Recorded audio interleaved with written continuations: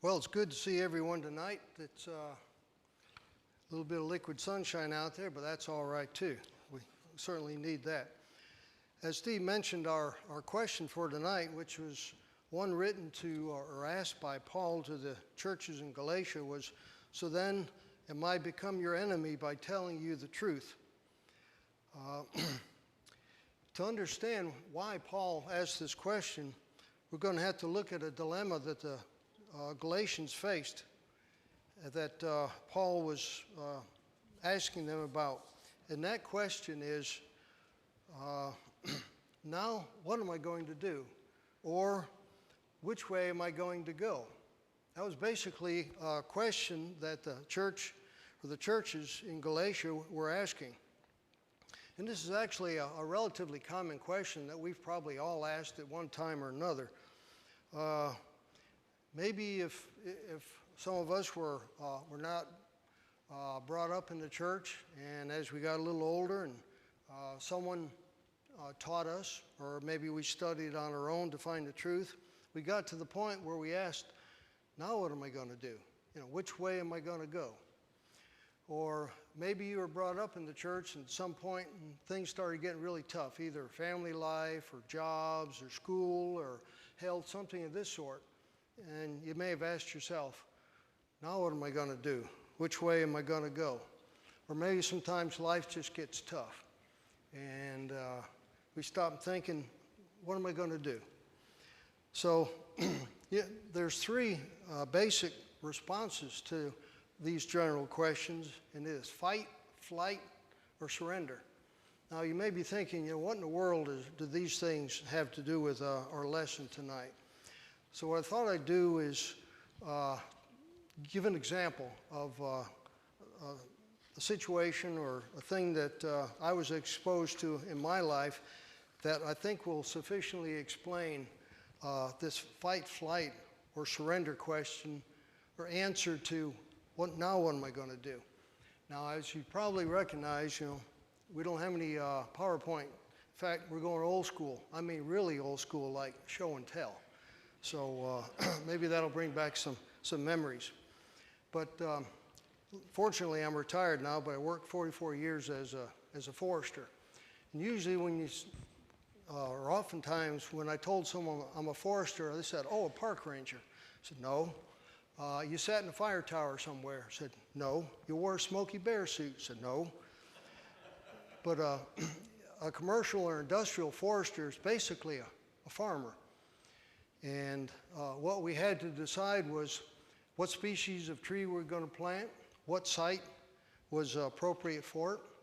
You had to prepare the site, you had to plant it, you had to fertilize it, control competition, you had to harvest it, and you had to market what you cut. So it's like being a big farmer, but our corn was really big. So, but it all was pretty much the same. I know most of you have probably grown tomatoes or maybe corn or other things in the garden. But think of tomatoes. You got some that are really small, like a cherry tomato or a grape tomato, and then you got the big boys or the fat boys, really big. And what makes them different are genetics. That at some point in the past, those particular tomato plants were crossed to provide the size of plants and size of the fruit that people wanted. And really, trees aren't any different. When I started in forestry back in the early 70s, I was working out of Fernandina Beach, Florida, which is just north of Jacksonville. And the most common pine species, commercial-wise, in Florida are what was called slash pine. A very good tree both for producing paper, lumber, telephone poles, and many other byproducts. Well, as most people do, if something's really working, you work it. And sometimes you go overboard. And foresters did that with slash pine. They planted it where it didn't belong. They planted it outside the range and on sites that just wouldn't grow it like it should, but because it was easy. So what happened is a disease came along that really hammered a lot of the plantations. The trees would grow up maybe 5 years old, and by that time they're 18, 20 feet tall. And a canker would develop on the stem, and a windstorm come along, they just break off. So sometimes I remember one stand had 98% infection. So you can imagine that you spend all that money and time and you get these trees growing up and they just snap off. So the solution that was proposed was we need to genetically modify, which, sometimes is a bad word, but it's something which was done in a lot of ways in the past that we're benefiting from. But we need to find or create a tree that not only grows well, grows straight, grows tall, doesn't have many branches, but it's also disease resistant. And actually these two things don't go together, because the faster trees grow, the more susceptible they are to disease.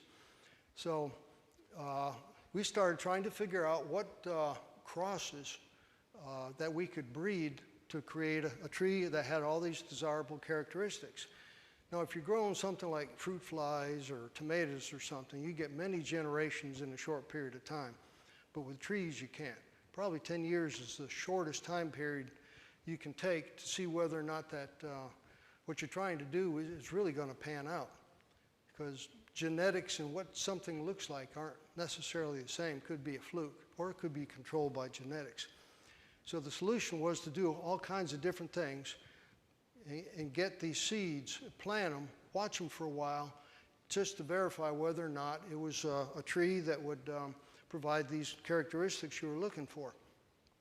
So we had pine tree, seed tree orchards, which is like a peach or an apple orchard, but they're pine trees. They're about 40, 50 feet apart, and they're big. We call them apple trees because they had a lot of branches, but they're 60, 70 feet tall.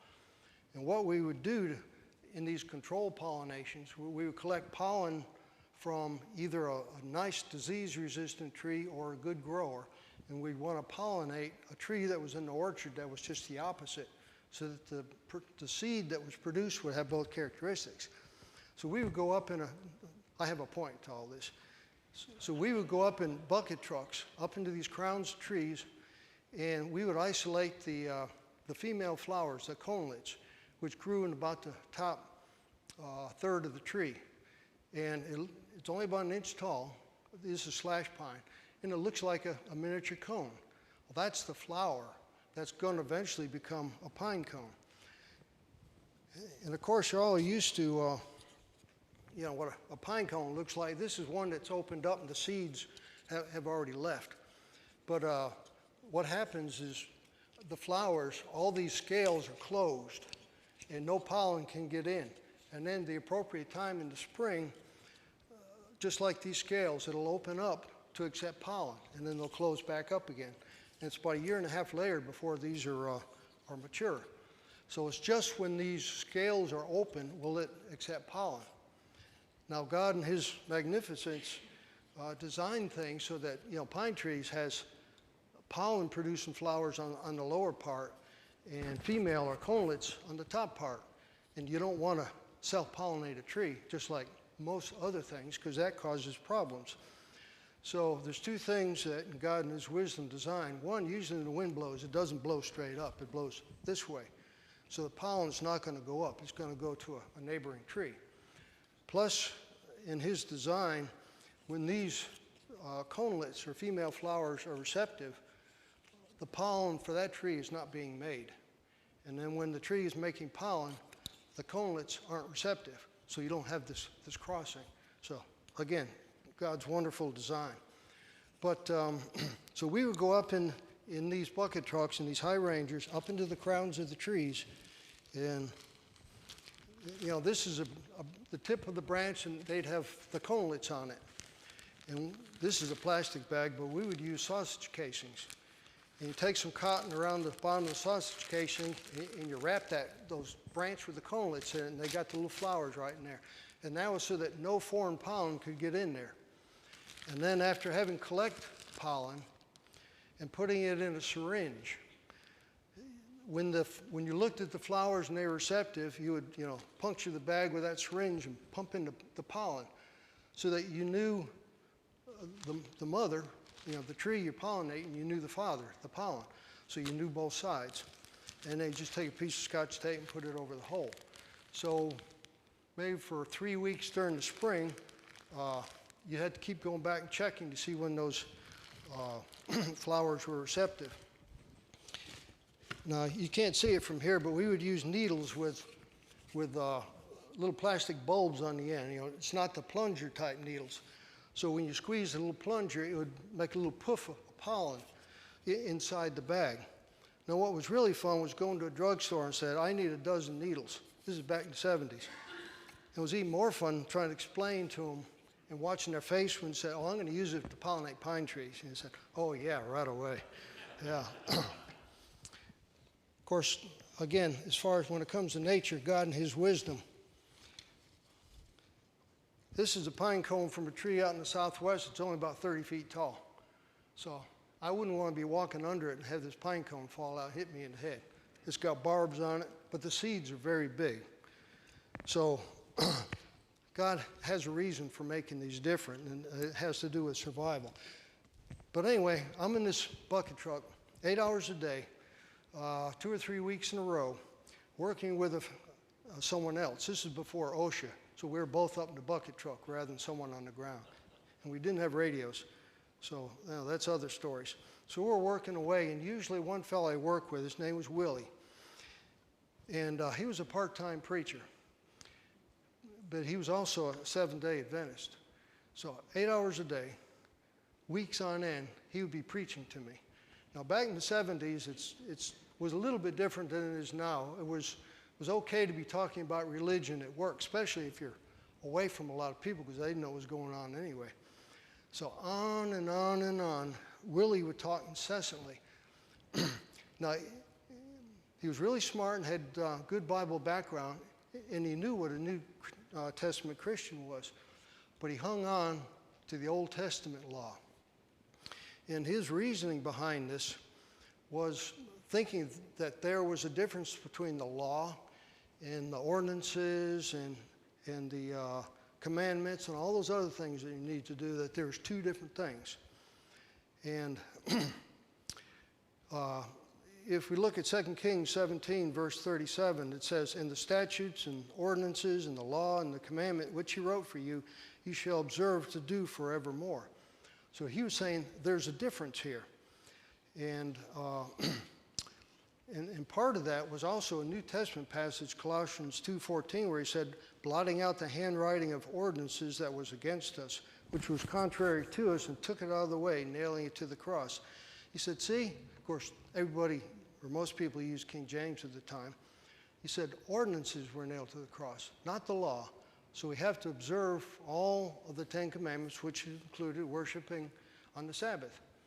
So he would go on and on for a long time. And I was a fairly young Christian, maybe been one only about 4 years or so. So my defense for this, or source for discussion, wasn't all that strong, and especially in this topic. So he kept pounding me, and that sounded pretty good. It makes sense. It's logical. I can see where he's coming from, and I really started wondering about it. Says, So I mentioned earlier a response to questions like, what am I going to do? Which way do I turn? Is fight, flight, or surrender? So fight. Willie looked like Rich Davis.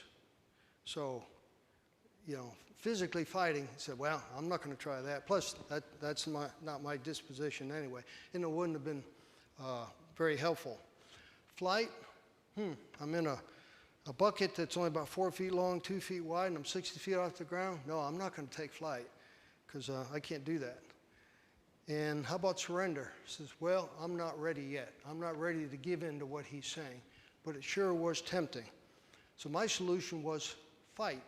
But I'm not talking about physical fight.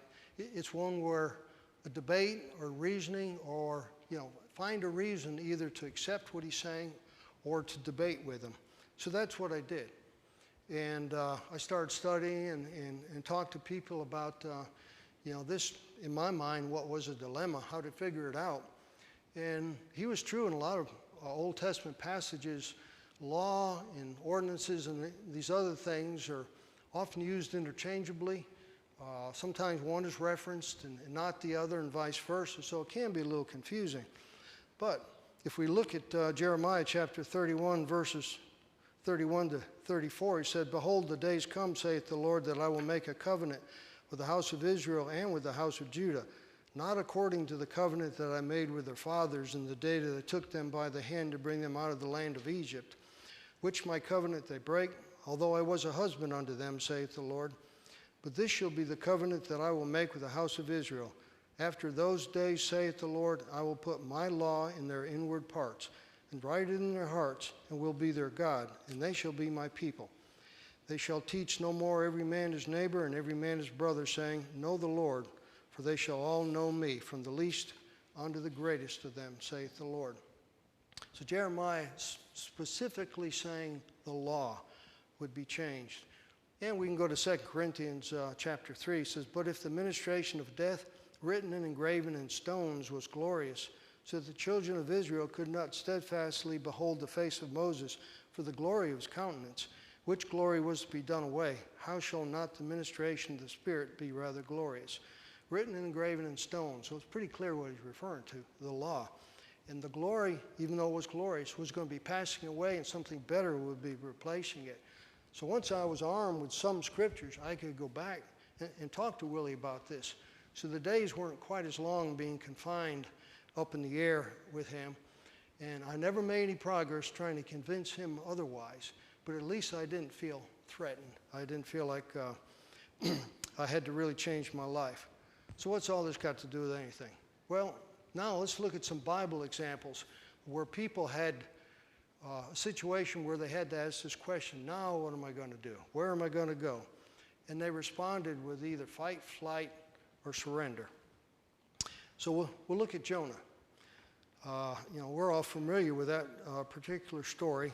Jonah 1:2, the word of the Lord came to Jonah, the son of Amittai, saying, "Arise, go to Nineveh, that great city, and cry against it, for their wickedness has come up before me."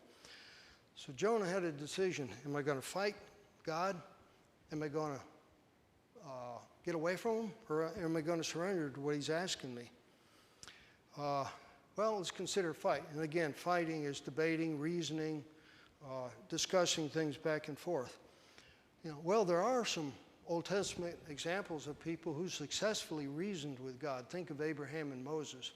They both kind of went back and forth, and God listened to him, and sometimes he changed his mind. So it's not a totally ludicrous possibility to fight. But Jonah knew better, because in Jonah 4:2 he said, "That is why I made haste to flee to Tarshish, for I knew that you are a gracious God and merciful, slow to anger and abounding in steadfast love and relenting from disaster." So Jonah says, it's a waste of time to argue with God. I know what he's going to do. He loves these people. He hopes they repent, and if they do, then he'll save them. So I can't talk them out of that. So he said, I'm not going to do that. He says, I don't want the Assyrians to obey God. I don't want them to be saved. I want them to be destroyed because they're a threat to us. So I'll just leave. I'll just run and hide from God. And, of course, that's when he set sail for Tarshish, which I think modern scholars think that Tarshish is modern-day Spain. If you consider where Jonah was and Israel was in Spain, that's both ends of the Mediterranean Sea. So basically, you can't get any farther away from Israel as far as maybe the known world. So it was a long way. But we also know that didn't work out. But God didn't abandon Jonah. Yeah, he was in the belly of the great fish for 3 days, put out on land, and God went back to him. Jonah, I got something for you to do. So he didn't fight with God. He tried to flee. That didn't work out. So he surrendered. So, okay, I'll go. But certainly not wholeheartedly. And he did, and he preached, and exactly what he thought would happen happened. And folks in Nineveh repented. And, of course, that made Jonah mad. So, he sulked, and we know that story. But you can see that Jonah was asked to do something. And in his mind, he said, what am I going to do? How am I going to respond to this? It was either fight, flight, or surrender. So he did a couple of things. The flight, and then eventually surrendered, although not totally. So that's kind of some of the thought process I'm going through here. And everyone's welcome to make any comments or thoughts or throw things or anything that you feel Now in our daily reading, we're talking recently about Jeremiah in Judah. And the subject was the Babylonians were knocking at the door. And Jeremiah was telling folks, as they're coming, you better get ready. So he repeatedly told the people there in Judah that the Chaldeans were coming, and they're going to take you as captives back to Babylon. He said, that's what's going to happen. And he said, basically, you'd be better off just surrendering to them, take the punishment, and go with them. And someday you're going to be back here, but that's your punishment. Go. And God reiterated this warning in Jeremiah 27. Says, yes, you're going to be punished, but it'll be better for you just to surrender and go. Take your punishment rather than fighting against it. It's kind of like some of us with our parents were trying to instruct us in the ways, and they were in the process of punishing us. Don't fight me. It's only going to make it worse. Have you ever been through that? So that didn't make much sense. So some people says, well, we'll just go away. And their favorite place to go is Egypt. We'll run away to Egypt. And Jeremiah said, that's not going to work. They're going to catch you, and they're either going to kill you or they're going to drag you back to Babylon. So don't take that. But of course, some people did. And just what Jeremiah said would happen, happened. So people fought Jeremiah. Says, I don't believe you. What you're saying is not right. You know, we got this big city with these walls. We'll be able to defend ourselves. Of course, that didn't work out. We'll go to Egypt. That didn't work out. But some did surrender themselves. They went on to Babylonia. They were there for many years. They took their punishment, and we know that once the Medo-Persians took over, then they allowed some of the people to return to Judah and to rebuild the city.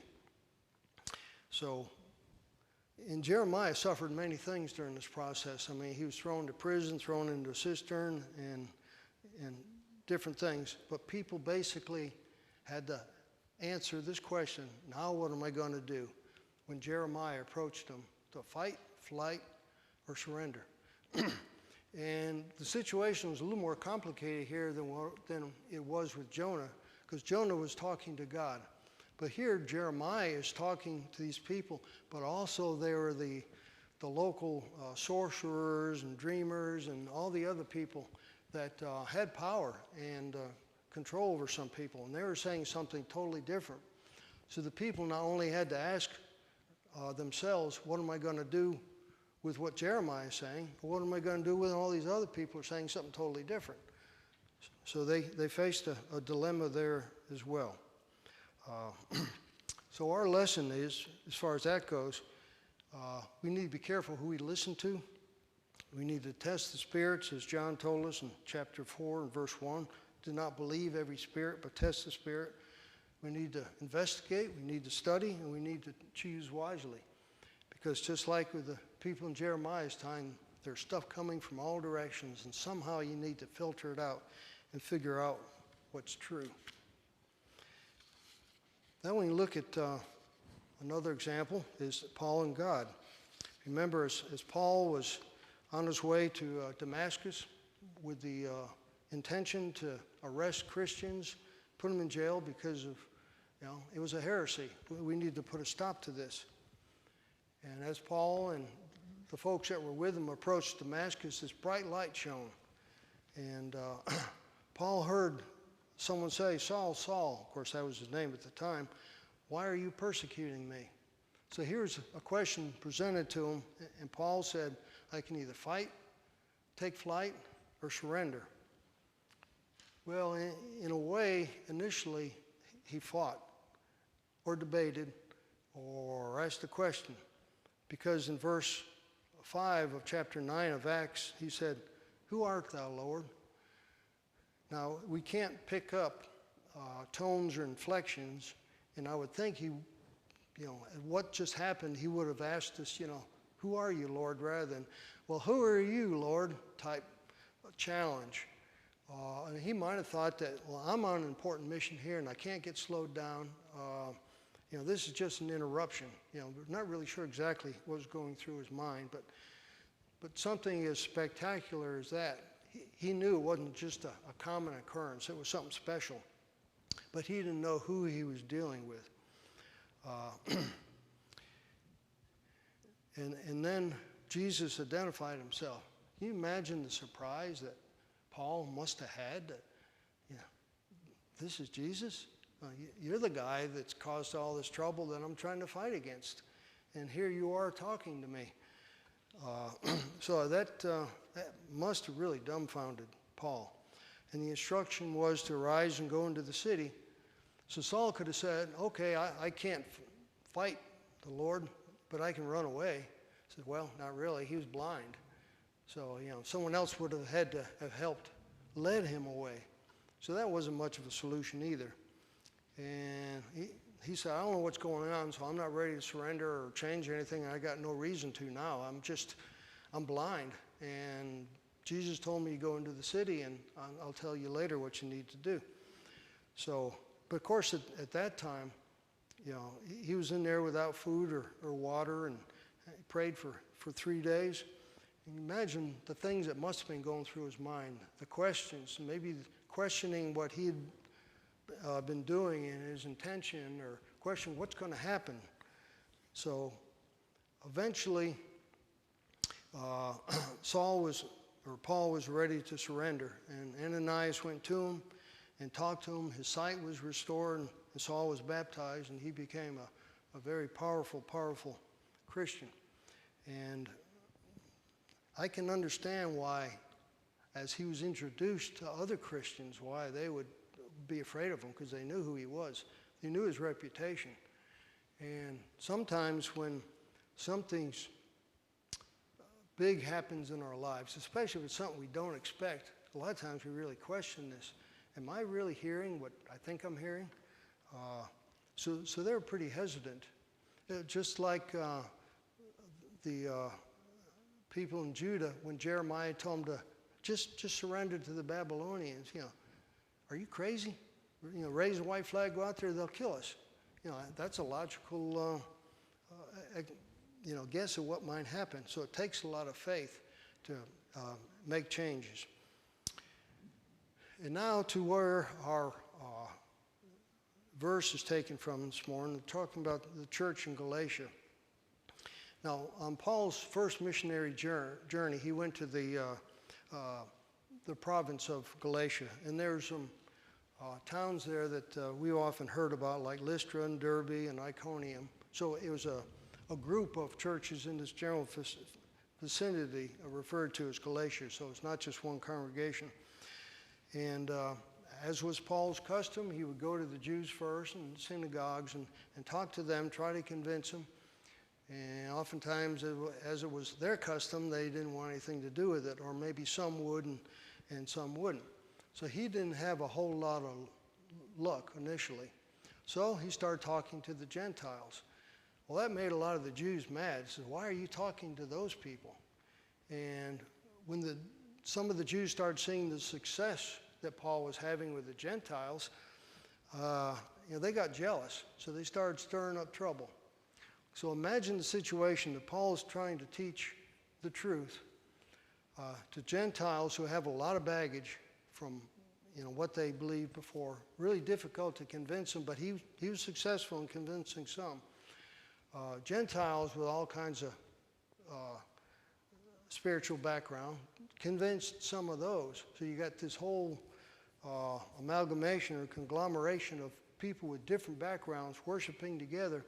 But the Jews who didn't believe were causing problems.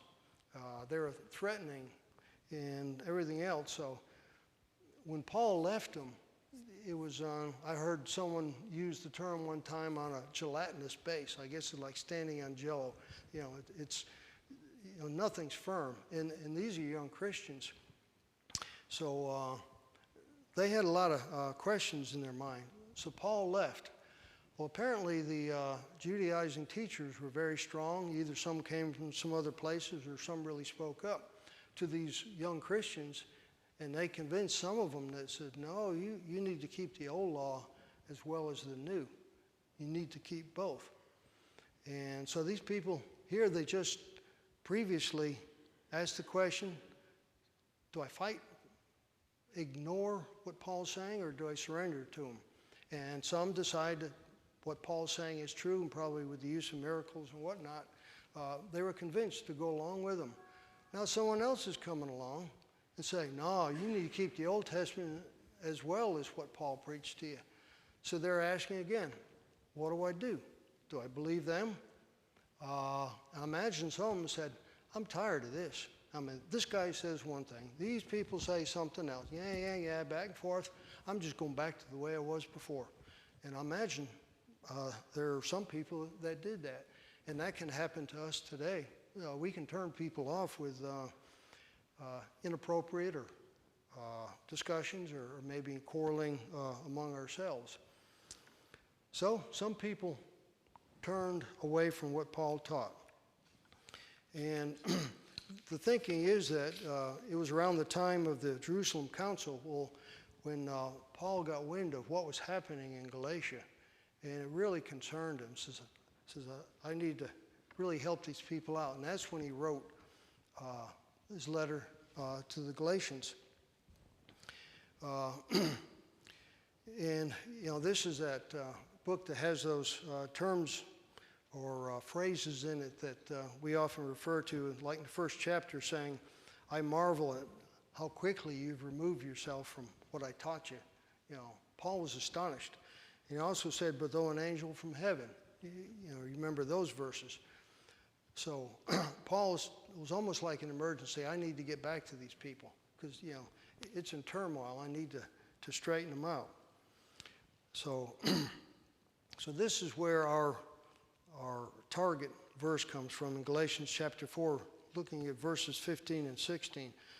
What then has become of your blessedness? For I testify to you that, if possible, you would have gouged out your eyes and given them to me.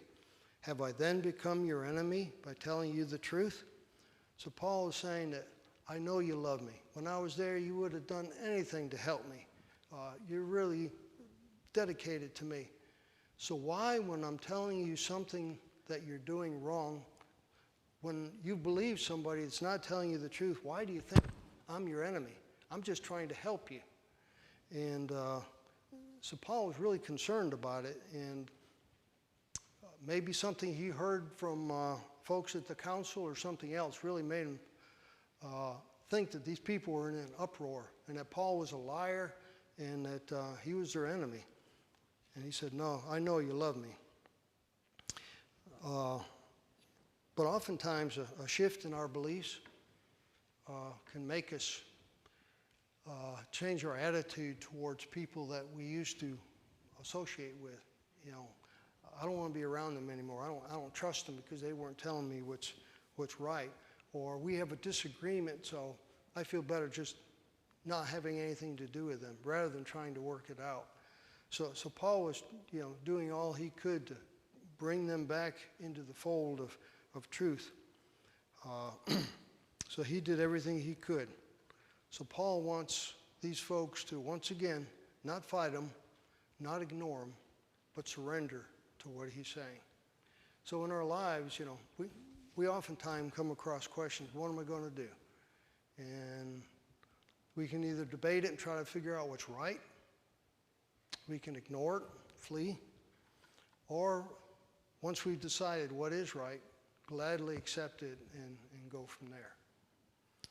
So those were my thoughts tonight. Anybody have any comments or questions or anything? All right. I think we're getting close to bell time, but I appreciate your time. And if anybody wants to play football with this big pine cone, you're welcome to it.